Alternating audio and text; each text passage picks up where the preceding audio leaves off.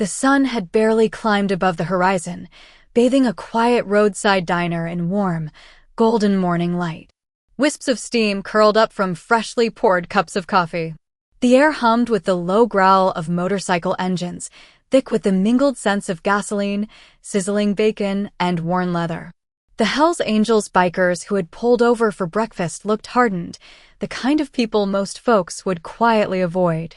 Yet underneath those patched vests, each man carried a lifetime of experiences no one ever thought to ask about. Their boisterous laughter bounced off the gleaming chrome of their bikes, until a frantic, heartbroken scream cut through everything. Every head turned at once. A small girl in a red dress came sprinting across the parking lot, her boots skidding on the cold asphalt, her light brown hair whipping in every direction. Her cheeks were smeared with tears and grime, and her voice broke under the weight of sheer terror. "Please," she cried out, one arm stretched forward, pointing frantically back toward the road. "They're hurting my mama. Please, somebody help her." The entire crowd went still. The rawness of her sobbing seemed to silence even the engines. A pair of truckers near the gas pumps glanced over, but not one person moved, except for a single man. If you believe in kindness, in second chances, in people who still rise to the moment when everyone else looks away, then please take a second to like, comment, share, and subscribe to Kindness Corner. Because what unfolded next will remind you that humanity still has good in it. The man who moved was Mason Cole, a powerfully built biker in his late 30s, his jacket bearing the red and white emblem of the Hells Angels. He'd lived through plenty, brawls, betrayals, and worse, but he had never encountered a child quite like this. He lowered himself to one knee and gently steadied her trembling hands. "Where's your mama?" he asked quietly, though his voice still held its deep, roughened edge. The little girl could barely get the words out between her sobs, but she lifted her arm and pointed down the two-lane road toward a cluster of worn trailers half concealed behind the trees. "They're beating her," she managed. "Please help her." Mason was on his feet in an instant, his expression shifting into something focused and unyielding. "Tank, ride with me," he said, signaling two of his fellow bikers.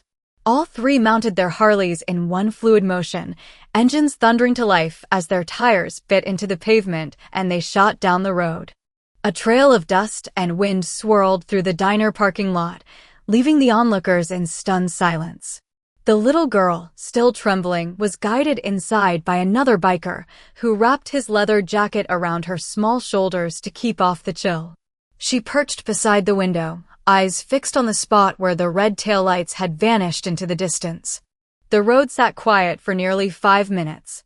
Then, faintly, the sounds of chaos drifted back, raised voices, a woman's cry, and the rumble of engines cutting into violence.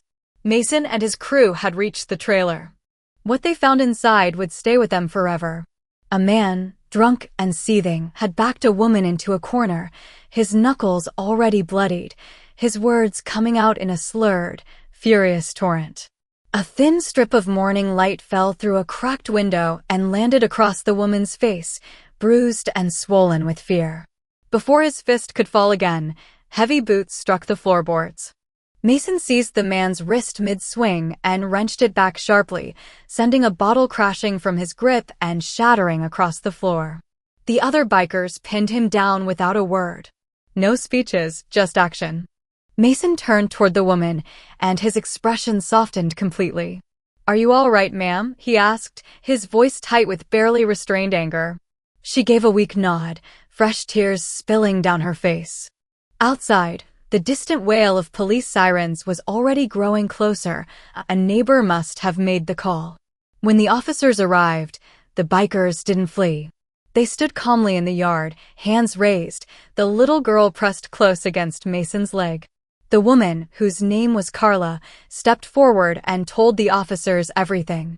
The man in custody was her ex-boyfriend, just out of jail, who had tracked her down that very morning.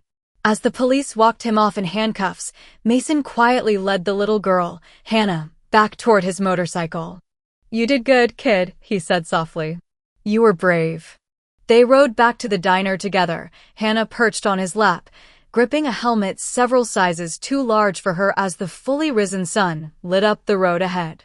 By the time they returned, a small crowd had formed, truckers, travelers, and locals all waiting anxiously for word of what had happened. When they saw Mason arrive with Hannah safe in his arms and Carla walking slowly behind them battered but alive, every voice fell away. A hush settled over everything, as though no one dared disturb the moment. Carla thanked the bikers repeatedly, her voice unsteady. "I didn't think anyone would come," she whispered. Mason met her eyes and said simply, "She made sure we did." He tilted his head toward Hannah, whose face was still pink from crying, though something like relief had begun to soften it. The diner owner stepped outside with blankets and coffee, offering them without fanfare. One by one, the Hell's Angels pulled off their jackets and laid them around Carla and Hannah, a gesture so unexpected that even the police officers still lingering by their cruisers turned away in quiet acknowledgement. The patch on Mason's vest caught a glint of sunlight as he crouched down to speak to Hannah one more time. "You look after your mama now, all right?" he said. "You're her little guardian angel." The girl nodded, her tiny fingers curling around the edge of his sleeve. Word traveled fast. By midday, the story of the little girl who ran to the bikers had spread across half the town, how the Hell's Angels hadn't paused for a single second. Strangers drove to the diner just to shake their hands and thank them for acting when no one else had. Mason was never much for speeches, but when someone asked him why they'd stepped in, he gave a simple answer: "You don't turn your back on a cry like that. Doesn't matter what's on your jacket, some things just come down to being human." Over the weeks that followed, Carla and Hannah began putting their lives back together. The community rallied around them, people brought furniture, groceries, and eventually helped them settle into a small apartment in town. And every Sunday, a line of motorcycles could be spotted outside, their riders stopping by, sometimes with bags of food, sometimes just to sit at the diner with a cup of coffee and listen to the sound of a child's laughter filling the room. When spring finally returned and the last of the frost melted away, Hannah sat down with her crayons and drew a picture: a row of motorcycles, a little girl in red, and a man kneeling down beside her. She ran it out to Mason one morning as he pulled up to the diner. "This is us," she announced, beaming with pride. Mason studied the drawing for a long, quiet moment, then folded it with care and slipped it inside his vest. "That goes with me on every ride from now on," he said.